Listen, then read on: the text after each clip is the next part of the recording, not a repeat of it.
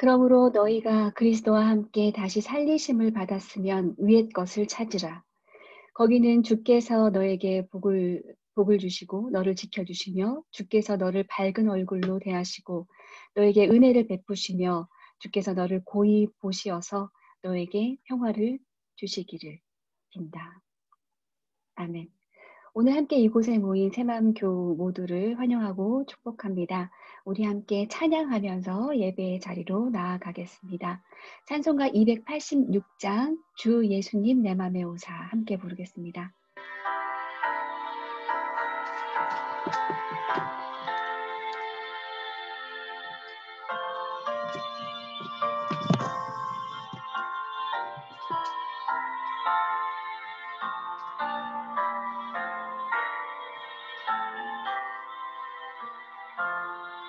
주 예수님 내 맘에 오사 날 붙들어 주시고 내 마음에 새 힘을 주사 늘 기쁘게 하소서.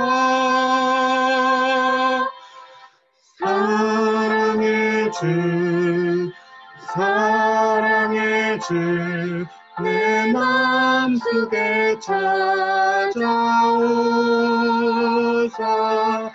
내 모든 죄 사하시고 내 상한 맘 고치소서. 주 예수님 내 맘에 오사 내 손 하시고 내 무거운 짐 맡아주사 참 평안을 주소서. 사랑의 주, 내 마음속에 찾아오사 내 모든 죄 사하시고 내 상한 맘 고치소서. 주 예수님 내 맘에 오사 날 정결케 하시고 은혜를 내 맘에 채워 늘 충만케 하소서. 사랑의 주, 내 마음속에 찾아오사 내 모든 죄 사하시고 내 상한 맘 고치소서. 주 예수님 내 맘에 오사 내 기도하시고 주 성령을 내 맘에 채워 늘 충만케 하소서.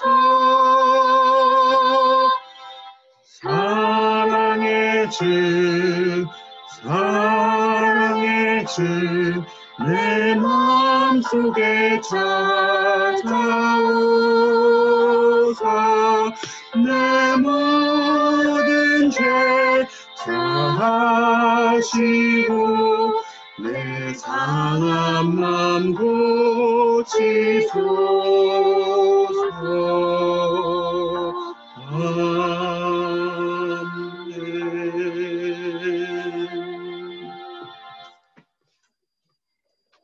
함께 성시 교독하시겠습니다. 교독문 22번 시편 37편 말씀입니다. 악을 행하는 자들 때문에 불평하지 말며 불의를 행하는 자들을 시기하지 말지어다. 그들은 풀과 같이 속히 배임을 당할 것이며 푸른 채소같이 세잔할 것이미로다. 여호와를 의뢰하고 선을 행하라. 방에 머무는 동안 그의 성실을 먹을거리로 삼을지어다. 또 여호와를 기뻐하라. 그가 내 마음의 소원을 내게 이루어 주시리로다. 내 길을 여호와께 맡기라. 그를 의지하면 그가 이루시고 내 일을 빛같이 나타내시며 내 공의를 정오의 빛같이 하시리로다. 여호와 앞에 잠잠하고 참고 기다리라. 자기 길이 형통하며 악한 괴를 이루는 자 때문에 불평하지 말지어다. 분을 그치고 노를 버리며 불평하지 말라. 오히려 악을 만들 뿐이라. 아멘. 이 시간에는 공회자 집사님께서 우리를 대표해서 기도해 주시겠습니다.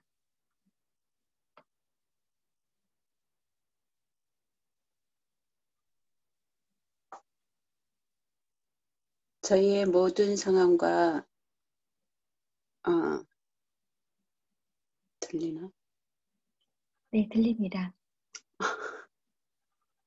저희의 모든 상황 속에서도 저희를 사랑으로 품어주시는 하나님, 이 시간 예배드리게 하심을 감사드립니다. 주님, 코로나로 인해 불편한 일상 속에서 염려와 걱정, 두려움이 있습니다. 그리고 질병으로 인한 아픔과 고통도 있습니다. 경제적인 어려움으로 인해 낭망하며 절망감도 있습니다. 주님, 저희에게 주님이 주시는 사랑과 섬세한 위로에 힘을 얻게 하시고 영육간의 강건함을 허락하소서. 사랑의 주님, 새만교회를 위해 늘 수고하고 섬기는 지체들을 기억하시고 주님의 사랑과 은혜로 채워주소서.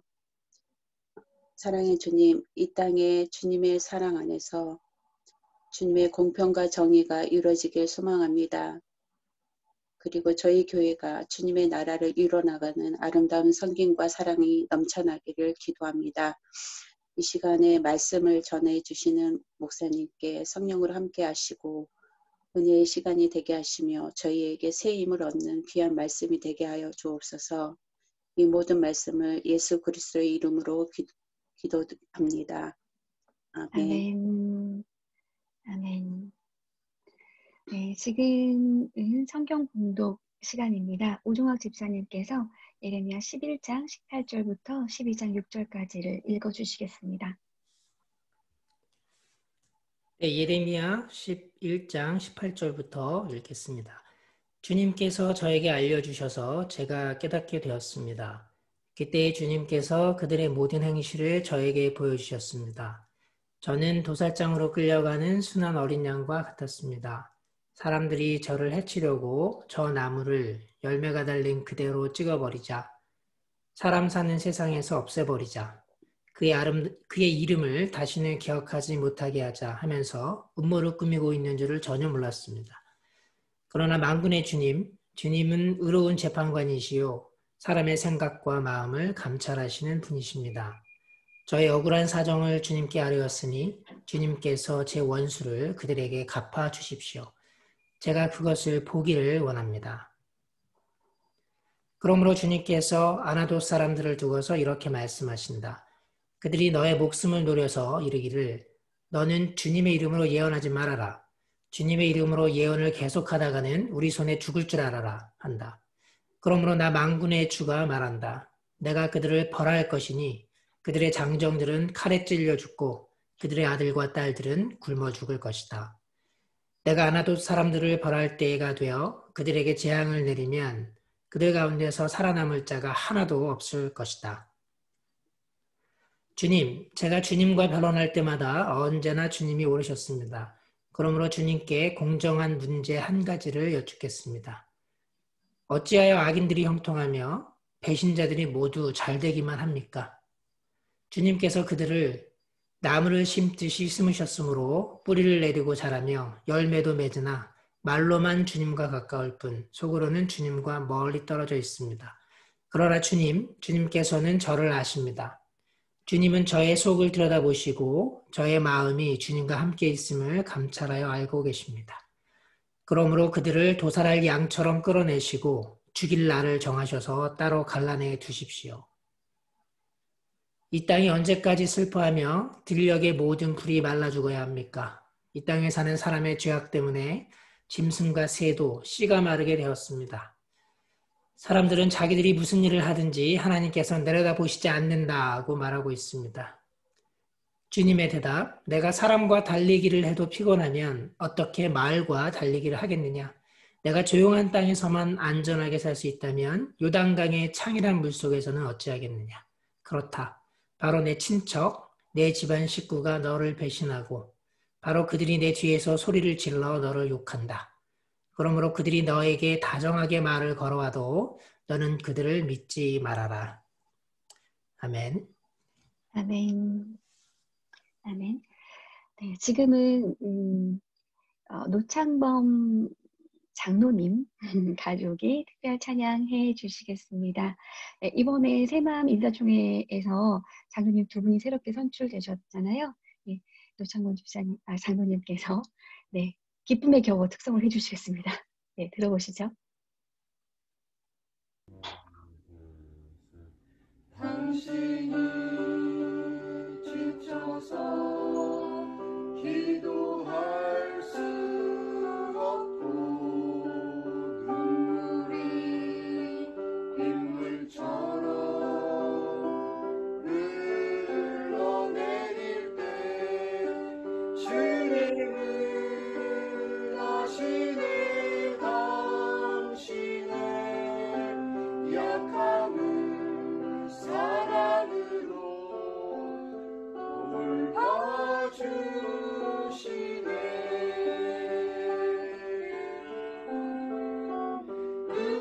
누군가 널 위하여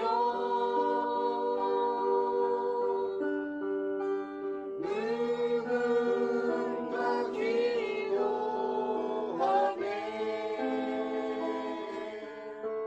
내가 홀로 외로워서 마음이 무너질 때 누군가 널 위해 기도하네.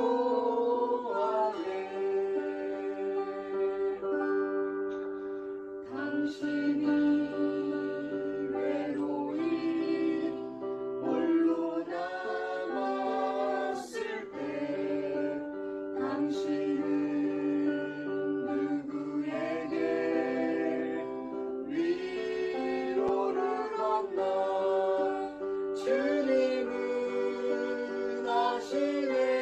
당신의 마음을 그대 홀로 잊지 못함을 조용히 그대를 위해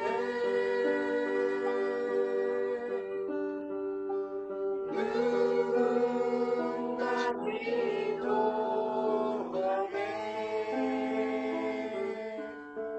내가 홀로 외로워서 마음이 무너질 때 누군가 널 위해 기도하네.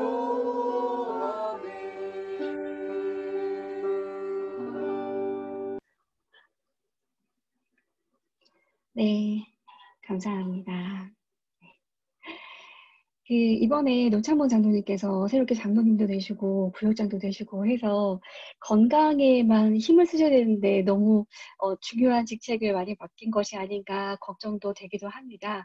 하지만 새맘에서 장로님을 선출하시고 일을 맡긴 것은 일을 하기를 기대하는 게 아니라 그냥 우리와 함께 그 자리에 계속 그렇게 계셔 주십사 하는 부탁인 걸로 제가 알고 있습니다. 네, 그냥 아무것도 하지 마세요. 아무 일도 하지 마시고 그냥 가만히 그 자리에 그렇게 계셔 주시면 감사하겠습니다. 네. 자, 이제 은퇴 이후에 3년 넘게 우리에게 설교를 들려주시지 않다가 이제 오랜만에 설교를 하시는 박두크 목사님께서 오늘 말씀 하나님의 도전 말과 경주하라 라는 제목으로 은혜 나눠주시겠습니다. 예, 안녕하세요. 오래간만입니다.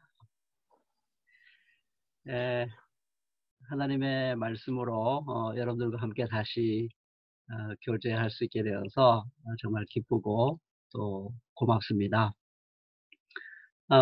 오늘 저는 될 수만 있으면 위로의 말씀을 드리고 싶었어요. 오늘 특성도 그랬던 것처럼 요즘 시대야말로 바로 그런 따뜻한 그 위로가 필요한 시대가 아닌가 하는 생각이 들었습니다. 근데 이상하게 말씀 준비를 위해서 기도하다 보면 그런 달콤한 말씀이 저한테 막 주어지는 게 아니라 아마 요즘 에레미야서로 큐티를 해서 그런지 일상 속에서 생각하던 말씀이 자꾸 저의 마음을 사로잡는 것이었습니다. 그래서 고민하다가 제가 이 목사님에게 설교 제목과 본문을 넘겨준 다음에도 다른 말씀을 전할까 하는 고민이 저에게 있었어요. 바꿀 수도 있는데 최후의 순간에 그러다가 제가 기도하는 마음으로 오늘 본문을 택했습니다.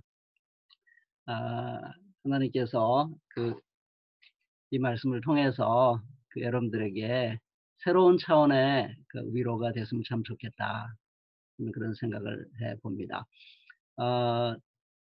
우리가 일상에서 늘 경험하듯이 사람이든 동물이든 어린 것은 정말 귀엽고 사랑스러울 수가 없습니다. 너무 마음이 좋죠. 어린아이를 안고 있으면. 또 고양이나 또 강아지 새끼들 보면 그냥 보고만 있어도 행복하고 즐겁습니다.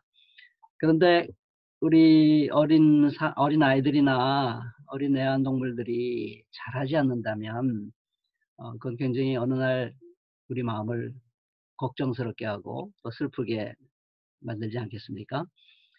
저는 하나님이 우리를 대하실 때도 같을 거라고 생각을 합니다. 우리가 영적으로 태어나면 주님께서 우리를 보시기만 해도 기쁘고 행복하고 그러실 것 같아요. 그런데 우리가 성장하지 않는다면 그때부터 하나님은 근심이 되지 않을까요? 하나님이 우리를 바라보시면서 슬퍼하지 않을까 하는 생각을 해보게 됩니다.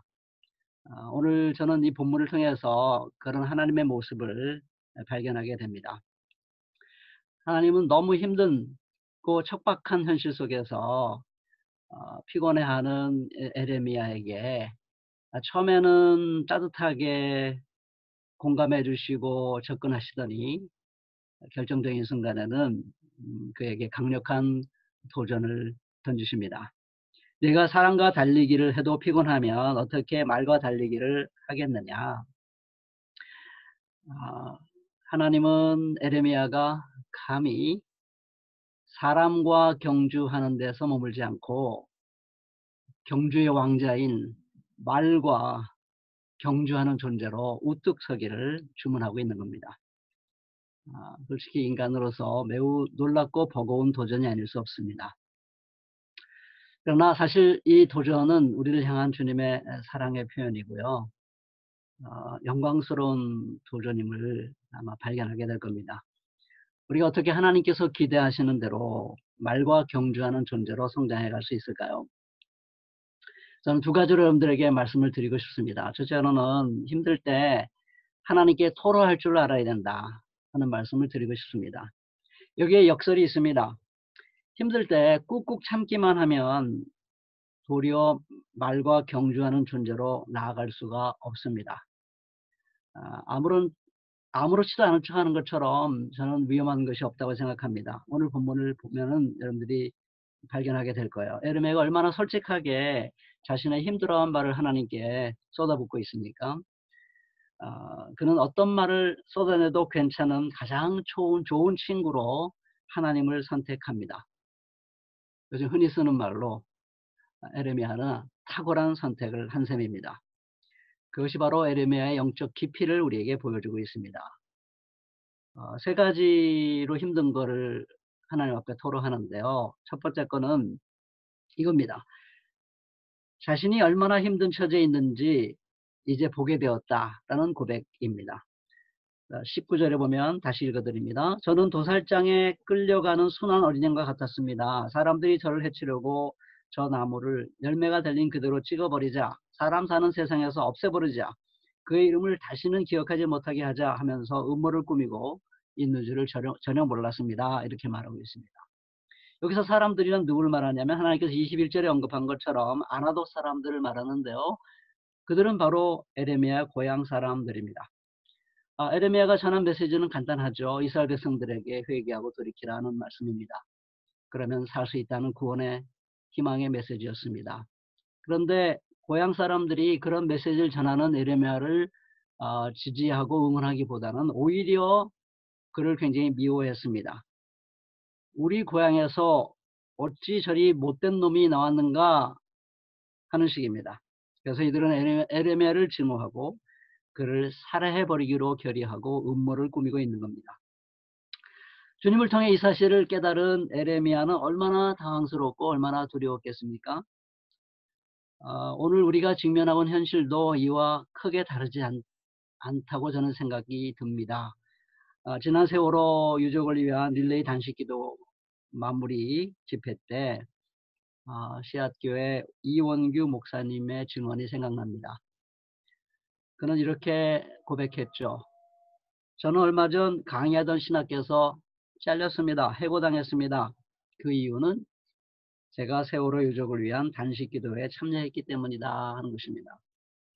자신을 교수로 인정해 주었던 바로 그 신학교. 그 신학교로부터 해고를 당했습니다. 배척을 당한 거죠. 이게 우리가 속해 있는 그 현주소가 아닌가 싶습니다. 한국교회의 그 주류라고 말할까요? 실제로 고난을 갖고 있는 사람들과 그를 추종하는 사람들은 이처럼 사회자 약자 편에 서는 것을 싫어합니다. 정의를 싫어합니다. 해방자 야훼 하나님을 증거하는 것을 정말 미워하는 것 같아요. 그런 사람들을 교회에서 쫓아내려고 얼마나 많은 노력을 기울이고 있는지 여러분들은 잘 아실 거예요. 동성애 이슈를 들고 나와서 그걸 전가의 보도처럼 휘두르고 있습니다. 김구주 교수님이 우리 새마음교회에서 설교를 그동안 쭉 해오셨는데 바로 그 이슈 때문에 얼마나 비난을 받고 있는지 여러분들이 잘 알고 계실 거예요. 참된 주님의 종의 길을 가려고 하면 뭐 각오해야 될 게 몇 가지가 있는데 해고당할 각오, 출교당할 각오, 생계의 위협을 느낄 각오, 뭐 이런 것들을 해야 되는 것이 오늘의 현실이 아닌가 싶습니다. 자, 이런 난국을 뚫고 나가려면 가장 우선적으로 에레미야처럼 하나님께 하소연할 줄 알아야 된다고 저는 생각합니다. 두려움과 공포를 마음에 쌓아두고 있지 않고 하나님께 그대로 털어놔야 되는 것이죠. 속이 후련해질 때까지 말입니다. 우리가 안심해야 할 점이 하나 있습니다. 그 하나님은 우리의 하소연을 한마디도 빼놓지 않고 그것도 아주 진지하게 들어주시는 분이라는 사실입니다. 여기서 우리는 큰 위로를 받죠. 여러분들 우리 일상생활에서 경험하지 않습니까? 누군가 내 고통을 정말 진지하게 들어주면 내가 겪고 있는 문제 반 이상은 이미 해결된 거나 다름없습니다. 저는 하나님과의 관계에서도 그런 경험을 할 수 있다고 생각합니다. 이러면은 한 걸음 더 나가서 주님께서 자신의 원수를 그들에게 갚아달라고 호소합니다. 자기 눈으로 그들이 하나님의 심판을 받는 것을 보길 원한다고 고백합니다. 20절 말씀이죠. 그들을 도살할 양처럼 끌어내시고 죽일 날을 정하셔서 따로 갈라내달라고 간청을 합니다. 12장 3절의 말씀입니다. 그러나 그것은 단순히 개인적 복수심 때문이 아니라 그들의 죄악으로 말미암아 유다 백성, 그 나라 전체가 황폐해져 가고 있기 때문에 그걸 더 이상 볼 수 없었던 것입니다. 그래서 에레미야는 하나님께 그들을 제발 심판해달라고 강력히 요청하고 있는 겁니다. 예수님이 십자가에서 어떤 기도를 하시고 돌아가셨는지 또 부활하셔서 어떻게 그 배신자들을 대하셨는지 우리는 그걸 익히 알고 있습니다. 그런 우리들에게 이런 에레미야의 요청이 낯설게 들립니다. 그래도 되는 건가? 이제 신약시대에 사는 우리는 그러면 안 되는 거 아닌가? 이런 생각을 할 때가 있습니다. 저는 좋습니다. 우리가 그 에레미야 같은 상황에 처했을 때 정말 진심으로 우리가 바로 예수님처럼 그들을 위해서 용서해 달라고 기도할 수 있다면, 그들을 위해서 눈물을 흘리고 품어낼 수 있다면, 저는 에레미야 같은 이런 간구 꼭 반드시 드려야 할 필요는 없다고 생각합니다. 그럴 수만 있다면 뭐 그럴 필요 없죠. 근데 과연 우리가 얼만큼 예수님처럼 바로 그렇게 억울한 일을 당했을 때, 그런 고통스러운 일을 겪었을 때, 배신당했을 때, 진리를 외치고 정의를 외치고 눈물로 호소했을 때 그들이 오히려 반격하고 나를 죽이려 한다면 우리가 그렇게 쉽게 예수님처럼 멋진 용서의 기도를 드릴 수 있을까요? 쉽지 않을 거라고 생각합니다. 그렇다면 차라리 일단 당장은 이 점에서 위로가 됩니다. 당장은 하나님께 저들을 좀 심판해 달라고 격렬하게, 저 사람들은 마땅히 하나님의 심판을 받아 죽어야 될 사람들입니다. 하나님 그렇지 않습니까? 혼 좀 내주세요. 손 좀 봐주세요. 라고 저는 기도하는 게 낫다고 생각합니다. 용서도 하지 못하고 하나님께 원수들의 심판을 구하지도 않는다면, 용서도 하지 못하고 분노도 할 줄 못한다면 우리는 어떻게 되는 거죠? 결국 우리는 좌절하고 냉소에 빠지고 우리는 주저앉고 우리는 퇴행할 수밖에 없어요. 그러니까 제가 깨달은 바는 그겁니다. 용서를 하지 못할 바에는 하나님께 간절히 심판을 구하는 그런 격렬한 기도를 드리는 것이, 아무것도 안 하다가 좌절과 냉소에 빠져서 뒷걸음질 치는 것보다는 100배, 1000배, 10,000배는 낫다 하는 게 제 생각입니다. 그러니까 마음 놓고 주님 앞에, 생각나는 사람들 있죠? 여러분들 마음속에 없습니까? 아무개 다 생각나는 사람들 있죠? 하나님 앞에 기도하세요. 하나님, 이 사람들 때문에 이 교회가 너무 망가지고 있잖아요. 이 사람들 때문에 이 사회가 너무 망가지고 있잖아요.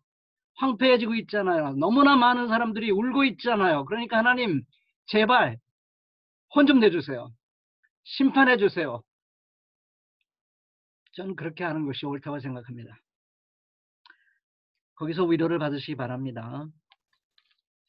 마지막으로 에레미야는 하나님께 공정성 문제를 따집니다.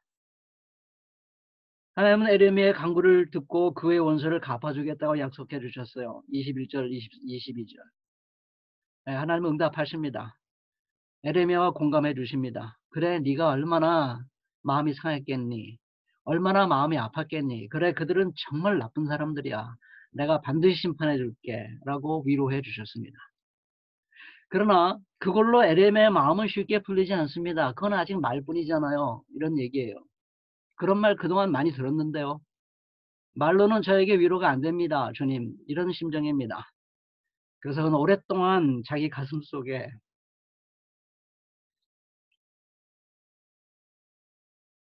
묻어두었던 풀리지 않는 질문을 주님 앞에 풀어놓습니다. 어찌하여 악인들이 형통하며 배신자들이 모두 잘되기만 합니까? 주님께서 그들을 나무를 심듯이 심으셨으므로 뿌리를 내리고 자라며 열매도 맺으나 말로만 주님과 가까울 뿐 속으로는 주님과 멀리 떨어져 있습니다. 이렇게 고백하고 있는 것입니다. 하나님 공정하신 것 맞습니까? 라고 질문하고 있는 것이죠. 우리는 이 점에서 에레미야의 솔직함과 용기를 다시 한번 배울 필요가 있습니다. 시편 1편에서 시인은 온갖 아름다운 언어로 의인의 길은 주님께서 인정하지만 악인의 길은 망할 것이다 라고 노래하고 있습니다. 그러나 우리가 두 눈으로 날마다 보는 현실은 어떻습니까? 그의 반대일 때가 훨씬 많지 않습니까? 그럴 때 우리는 주님께 따질 줄 알아야 합니다. 도대체 어떻게 된 겁니까? 에레미야서 15장 18절에서 심지어 주님께 이렇게 말하죠. 저는 깜짝 놀랐어요. 에레미야 입에서 이런 말이 나오다니. 어째 저의 고통은 그치지 않습니까? 어째 저의 상처는 낫지 않습니까? 주님께서는 흐르다가도 마르다가도 흐르는 여름날의 시냇물처럼 도무지 믿을 수 없는 분이 되셨습니다. 예, 그렇게 왔다 갔다 하시면 제가 어떻게 주님을 믿고 따르겠습니까? 신뢰가 안 갑니다, 주님. 예, 이게 에레미야 입에서 나온 말입니다. 그런데 놀랍게도 이렇게 솔직하게 주님을 붙들고 주님과 씨름할 줄 아는 사람만이 말과 경주하는 존재로 우뚝 설 수 있는 길에 비로소 들어설 수 있게 되는 겁니다. 저는 그거를 우리 세월호 유족 중에 한 분에게서 늘 새롭게 배웁니다. 제가 세월호 유족들과 함께 매들 때 이분 얘기를 많이 하니까 어느 날 최근에 제 아내가 이제 그만 좀 하세요. 다른 분들이 좀 서운할 텐데 그런 말을 저에게 며칠 전에 했습니다. 근데 여러분들과는 제가 말을 안 한 것 같아서 제가 그분 얘기를 다시 한번 좀 하고 싶어요. 제 아내도 용서할 줄로 생각합니다. 나중에 한번 제가 확인해 보겠어요. 창현 엄마라는 분인데요. 최선아 집사님. 그는 2017년, 그러니까 세월호 3주기 부활절 예배 때 이렇게 기도했습니다. 그때 우리 아이들이 살려달라고 당신께 기도할 때 그 기도 좀 들어주시지. 왜 우리 아이들이 없어진 지금 모르는 사람들을 통해 당신을 드러내시나요? 라고 기도를 통해서 던졌습니다. 2년 전 어느 날입니다. 제가 기억하기로는 그래요. 2019년 아니면 18년 여름이라고 생각하는데요. 날짜는 정확히 기억 안 나는데 그분의 말은 정확히 기억납니다. 저는 아직도 하나님께 화가 나 있습니다. 그날 아이를 살려달라고 그렇게 간절히 기도했는데 안 들어주셨거든요. 근데 저는 작년 성탄절 때부터 그에게서 신앙이 매우 견고해지는 모습을 보기 시작했습니다. 급기야 지난 세월호 유족을 위한 릴레이 단식 기도의 마무리 집회 때 이렇게 말씀하시더군요. 저는 식사 기도 때마다 이렇게 기도합니다. 세월호의 진실이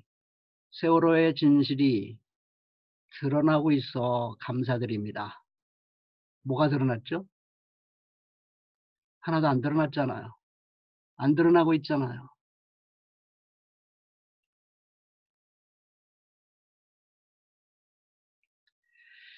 근데 그는 이렇게 드리기로 어느 날 결심한 겁니다.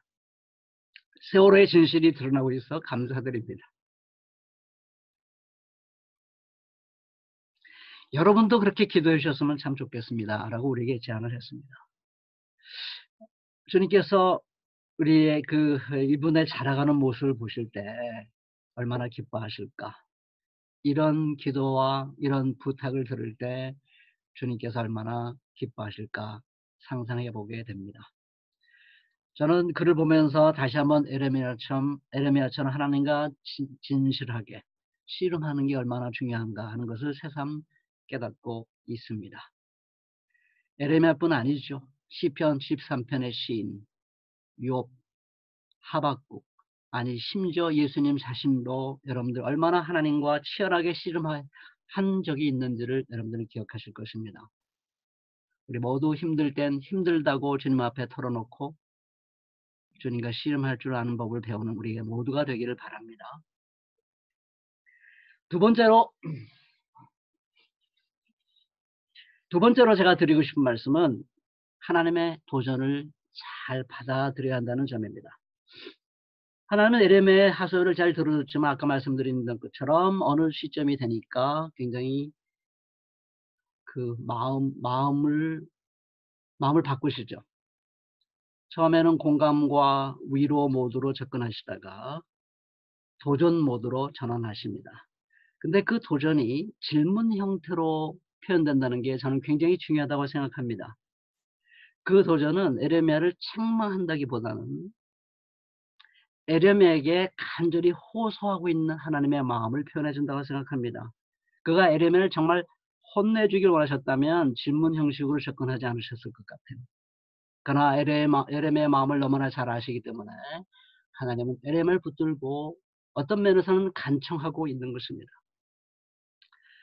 네가 사람과 달리기를 해도 피곤하면 어떻게 말과 달리기를 하겠느냐. 네가 조용한 땅에서만 안전하게 살 수 있다면 요단강의 창이란 물속에서는 어찌하겠느냐라고 질문을 던지십니다. 에레미야의 질문에 하나님도 질문으로 답하십니다. 에레미야와 같은 수준에서 대화를 하고 있는 것이죠. 에레미야의 친구로서 지금 대화를 나누고 있는 것입니다. 그래, 네가 나에게 그런 질문을 하느냐.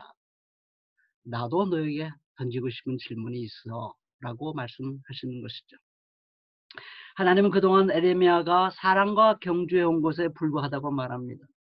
그게 너를 그렇게 피곤하게 한다면 어떻게 말과 경주하겠느냐라고 물으십니다. 순간 속도로 말하자면 말보다 빨리 달리는 동물은 많습니다. 그러나 사람을 등에 업고 짐을 등에 업고 장시간을 빠른 속도로 달리는 힘으로 말하자면 말에 당할 동물이 어디 있을까 생각해 봅니다. 사람이 말과 경주하는 건 사실상 불가능한 일입니다. 그러나 하나님은 에레미야에게 그런 불가능한 삶에 도전해 줄 수 없겠니? 라고 간청하고 있는 것입니다. 또한 지금까지의 삶은 조용한 땅에서 거주해 온 거라고 말씀하십니다. 그것도 힘들다면 종종 홍수로 넘실대고 야수가 출몰하는 요단 강가에서는 어떻게 할 셈이냐라고 물으십니다. 같은 도전이자 같은 호소이자 같은 간청입니다. 하나님은 에레미야가 고향 사람들뿐만 아니라 그보다 훨씬 더 사악하고 훨씬 더 불의한 예루살렘의 지배세력들과 맞서 싸워 승리하는 강인한 사람이 되어주기를 에레미야에게 간절히 바라고 계신 것입니다. 하나님은 말하자면 가장 바람직한 부모의 역할을 동시에 하고 있는 게 아닐까 싶습니다. 1인 2역이라고 할까요? 한 부모가 엄중하게 대하면 다른 부모는 따뜻하게 대하잖아요. 그래야 아이가 건강하게 자랄 수 있는 것입니다. 하나님은 지금 1인 2역을 하고 계시는 게 아닐까 싶어요. 공감해 주시고 같이 아파해 주시고 위로해 주시다가 이제는 엄중하게 간절히 호소하고 도전하고 있는 것입니다. 우리 신앙생활의 과정에서도 이런 순간에 이를 때가 있다고 저는 생각을 합니다. 우리는 언제나 달콤한 위로의 말만 기대해서는 안 되겠죠. 하나님은 매우 달콤하고 매우 따뜻한 위로의 말을 우리에게 건네시는 분이십니다. 거기에 인색하지 않아요. 결코 인색하지 않으신 분입니다. 그렇지만 하나님이 언제나 그러실 수만은 없습니다. 왜냐하면 그러면 우리는 유약한 존재, 세상과 맞서 싸울 수 없는 존재로 추락할 수밖에 없기 때문입니다. 그래서 어느 순간에 하나님은 우리에게 다소 엄중한 모습으로 찾아오셔서 우리에게 도전해 주시는 것입니다. 우리가 그 주님의 도전을 잘 받아들일 수 있기를 진심으로 바랍니다. 우리가 언제나 영원히 달콤한 말만을 기대한다면 우리는 주님으로부터 멀어질 수밖에 없어요. 그러면 시도 때도 가리지 않고 달콤한 말을 우리에게 전해줄 가짜 하나님이 우리 곁을 늘 어슬렁거리면서 우리를 공격하려고 하고 있기 때문입니다. 그래서 우리는 때로 우리에게 강력한 도전으로 다가오시는 주님을 항상 붙들 필요가 있는 것이죠. 우리가 하나님의 도전에 귀를 기울이고 받아들인다면 우리는 강인한 하나님의 사람으로 성장해 갈 수 있을 것이고, 저는 그 과정에서 하나님의 놀라운 은총을, 새로운 차원에서의 위로를 우리가 경험할 수 있다고 저는 믿습니다. 왜냐하면 하나님은 우리를 그렇게 말과 경주한 삶으로 내모시고 뒤에서 채찍질만 하는 그런 분이 아니시거든요. 하나님은 우리를 그런 길로 인도하시면 하나님 우리를 예의주시하시고 우리를 위로하시고 우리를 응원하시고 넘어지면 이렇게 세워주시는 분이십니다. 부모를 생각하면 알 수 있어요. 부모가 우리에게 어떤 강인한 존재로의 길을 가도록 밀어붙였을 때 모른 척 하겠습니까? 손흥민과 아버님의 관계 생각나면, 관계 떠올리면 아마 여러분들 그게 무슨 말인지 알 수 있지 않을까 싶습니다. 하나님과 예수님과의 관계도 그렇다고 저는 생각합니다. 아버지와 아들의 관계. 하나님은, 아버지는 예수님이 공생애를 시작하시자마자 광야로 내몰았어요. 그렇죠? 광야로 내몰았습니다. 거기서 40일 동안 금식하게 했어요. 그러나 하나님 아버지는 그 아들에게 천사를 보내셔서 수종을 들게 하셨습니다. 그게 아버지의 마음입니다. 여러분, 그 아버지를 아는 예수님이시기에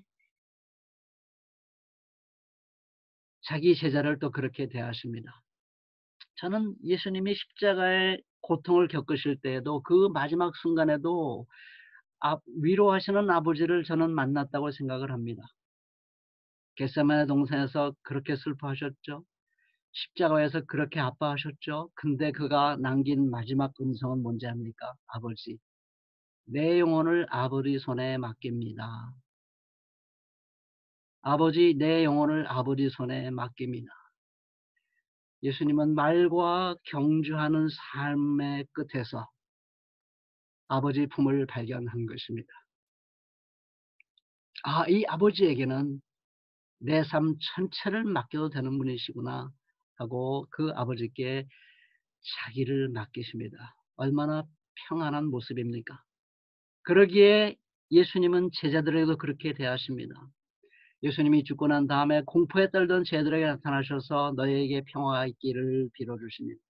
너희에게 평화가 있기를 빈다. 자기의 못자국 난 손과 창에 찔렸던 그 옆구리를 보여주시면서 너희에게 평화 있기를 빈다 2번이나 말씀해 주십니다. 아버지께서 나를 보낸 것 같이 나도 너희를 보낸다. 정말 놀라운 도전입니다. 예, 아버지께서 나를 보낸 것 같이 나도 너희를 보낸다. 이건 뭘 말합니까? 하나님의 아버지의 보냄을 받은 예수님의 삶은 십자가에 죽는 걸로 마무리됐어요. 내가 그런 삶으로 너를 보낸다 라고 말합니다. 말과 경주하라고 하는 도전입니다. 그게 얼마나 두려운 것이겠습니까? 너무나 잘 아시죠? 그 이어지는 장면이 그래서 너무나 아름답습니다. 예수님은 그들에게 숨을 불어넣으시고 말씀하십니다. 성령을 받아라.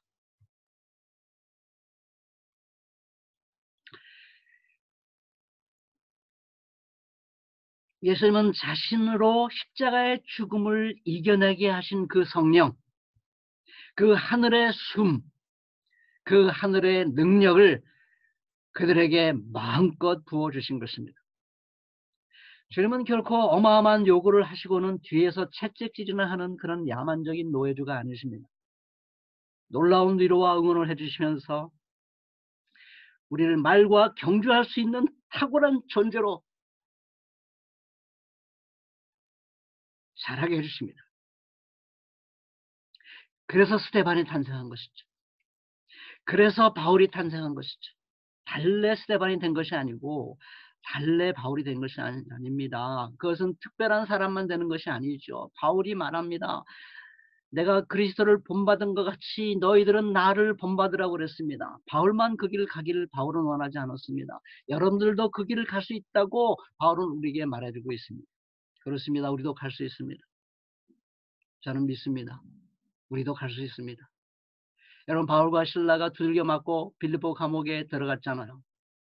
한밤쯤 되어서 그들이 주님 앞에 기도했습니다. 그때 하늘의 위로, 하늘 숨, 이 성령을 다시 한번 받고 그들의 마음속에서는 아름다운 노래가 흘러나왔던 것이죠. 그 노래가 얼마나 아름다웠던지 수면 방해를 받게 된 죄수들까지도 그 노래에 귀를 기울였던 것입니다. 저는 바로 이런 것이 바로 하나님의 도전을 받아들여 말과의 경주에 나선 이들이 경험하는 놀라운 축복이라고 믿습니다. 저뿐만 아니라 여러분들도 모두 다 이런 놀라운 경험을 하게 될 줄로 저는 굳게 믿습니다. 말씀을 맺겠습니다. 주님의 사랑에 감복해 새로운 사람으로 탄생한 이들은 사람과의 경주를 넘어 말과의 경주를 준비해야 합니다. 그는 아무리 눈물로 호소하고 외쳐도 들은 척 만척하는 세상, 그리고 세상보다 더 타락한 교회와 마주하고 있기 때문입니다. 아니, 그들은 참 주님의 사람들을 제거하기 위한 음모를 꾸미고 기회만 오면 즉각 실행합니다. 근데 하나님은 사랑이시기에 그들을 그때그때 처벌하실 수가 없으십니다. 고통당하는 자기 사람들을 생각하면 속히 얼른 역사 속으로 들어오셔서 심판하고 싶어 하십니다. 그러나 차마 그러실 수가 없으시죠. 질문하는 하박국에게 주신 하나님의 딜레마, 하나님의 답에서 우리는 하나님의 딜레마가 얼마나 고통스러운 것인가 하는 것을 발견하게 됩니다. 이 묵시는 하박국서 2장 3절입니다. 이 묵시는 정한 때가 되어야 이루어진다. 끝이 곧 온다고 말하고 있다. 이것은 공연한 말이 아니니 비록 더디더라도 그 때를 기다리라. 반드시 오고야 만다. 늦어지지 않을 것이다 라고 말합니다. 정한 때, 심판의 때입니다. 그 심판의 때가 곧 온다는 겁니까? 아니면 더뎌진다는 얘기입니까? 늦어지지 않겠다는 얘기입니까? 더딜 수도 있으니까 마음 단단히 먹으란 말입니까? 곧 올 테니까 힘내라는 말입니까? 늦어질 텐지도 모르니까 믿음을 굳게 하라는 말입니까?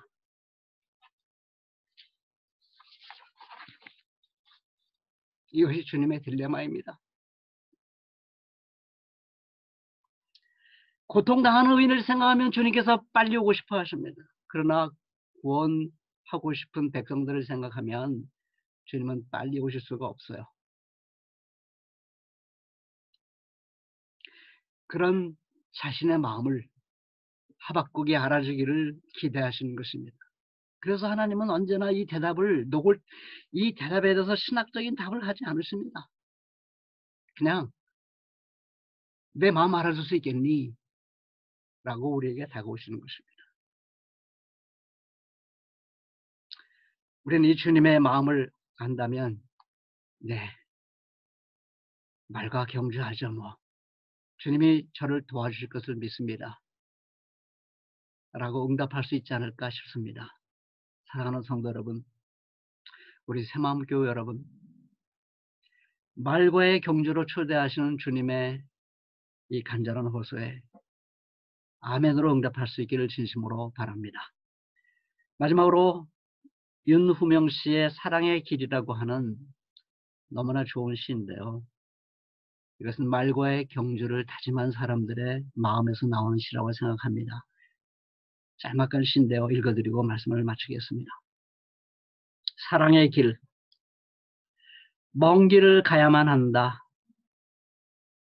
말하자면 어젯밤에도 은하수를 건너온 것이다. 갈 길은 늘 아득하다. 몸에 별똥별을 맞으며 우주를 건너야 한다. 그게 사랑이다. 언젠가 사라질 때까지 그게 사랑이다. 감사합니다. 감사합니다. 말과 경주하길 기대하시는 하나님과 마주하는 우리 모두가 되기를 기도합니다. 지금은 이덕재 전도사님이 공동체를 위한 기도 진행해 주시겠습니다.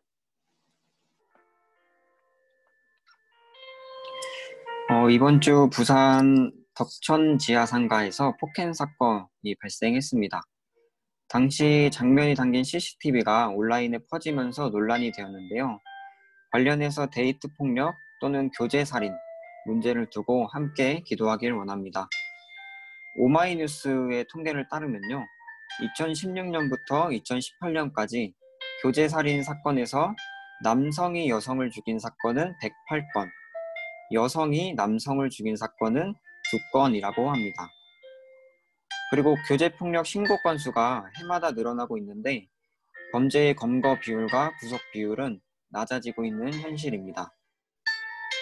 우리가 함께 기도할 것은 교제폭력, 살인의 예방과 정당한 처벌을 위해 사회의 인식과 제도, 법이 만들어지기를. 두 번째로는 여성이 안전한 사회, 더 나아가 가부장 사회에서 주변부로 밀려난 모든 존재들이 안전한 세상이 되기를 위해서 함께 기도하길 원합니다. 함께 기도합시다.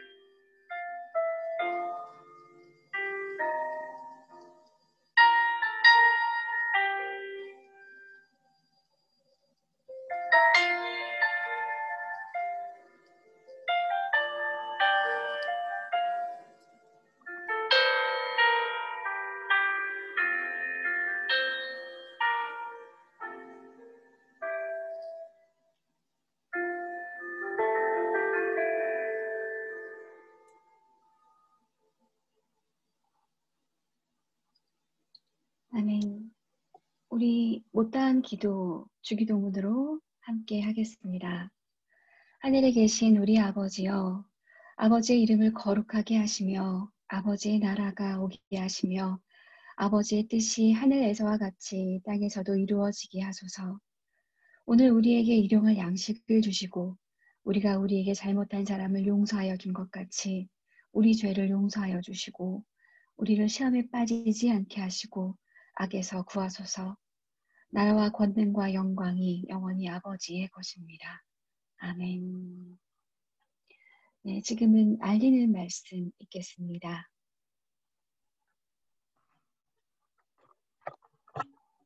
네, 오늘은 박덕훈 목사님이 설교해 주셨습니다. 질문 있거나 의견 있으시면 말씀해 주세요. 질문 없으신가요?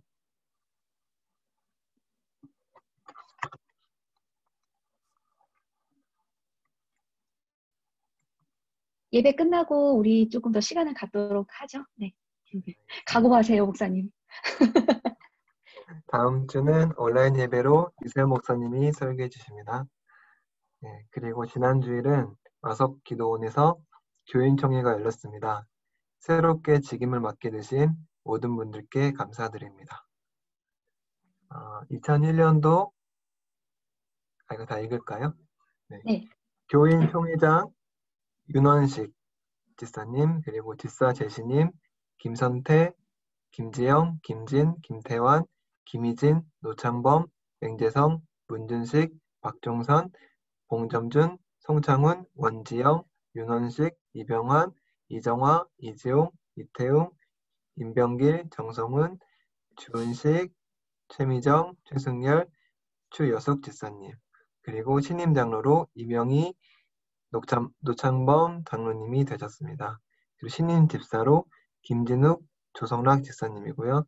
운영위원장으로 김남원 지사님이 되셨습니다. 부장은 사무관리부의 이지용 지사님, 예배부의 양세라 지사님, 선교부의 정성훈 지사님, 교육부의 박종대 지사님, 사회복지부의 김혜경 지사님, 친교부의 김주영 장로님이 일해주시겠습니다. 네, 그리고 이제 2001년도 구역이 편성되었습니다. 4개 구역과 청년구역으로 구역장으로는 권명희, 노창범, 최미정, 이순종, 그리고 청년구역은 박소래 간사님이 수고해 주시겠습니다. 네, 구역장 대표는 최미정 권사님이 맡아주셨습니다. 네, 지난 목요일 청와대 앞 분수대광장에서 새맘교회 주간 세월호 예배가 있었습니다. 기도회 순서를 맡아주시고 기도회에 참여해주신 모든 교우분들께 감사드립니다. 앞으로 계속될 세월호 모교 기도회에도 많은 관심과 참여 바랍니다.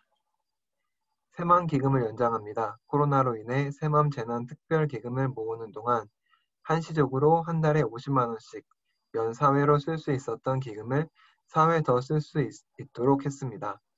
여러분이 사용해야 할 때 편히 사용할 수 있도록 마련되는 기금입니다. 필요하신 분들은 사무관리부장 김진 지사님에게 이용하겠다고 문자만 보내시면 됩니다.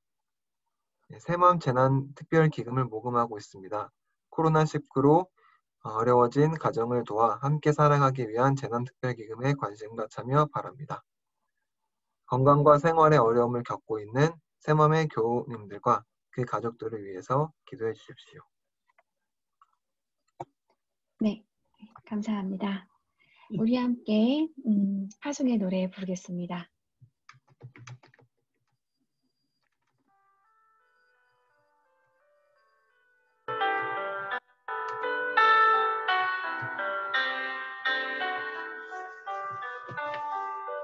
여기에 모인 우리 주의 은총 받은 자여라. 주께서 이 자리에 함께 계심을 아노라. 언제나 주님만이 찬양하며 따라가리니 시험을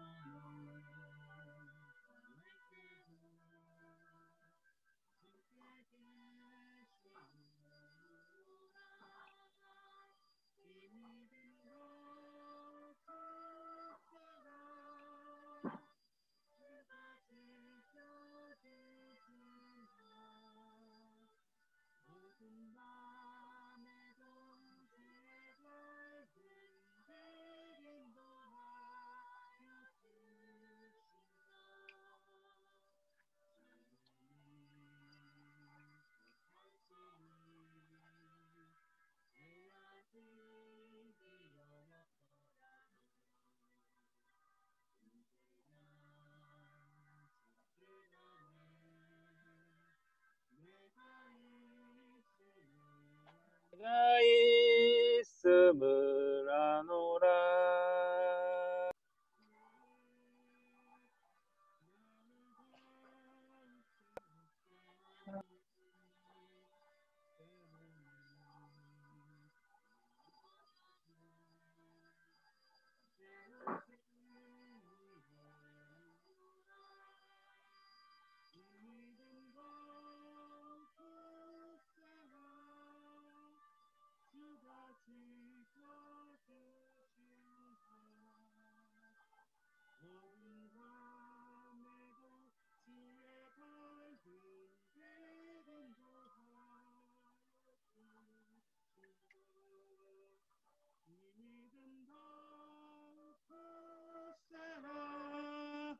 주가 지켜주신다.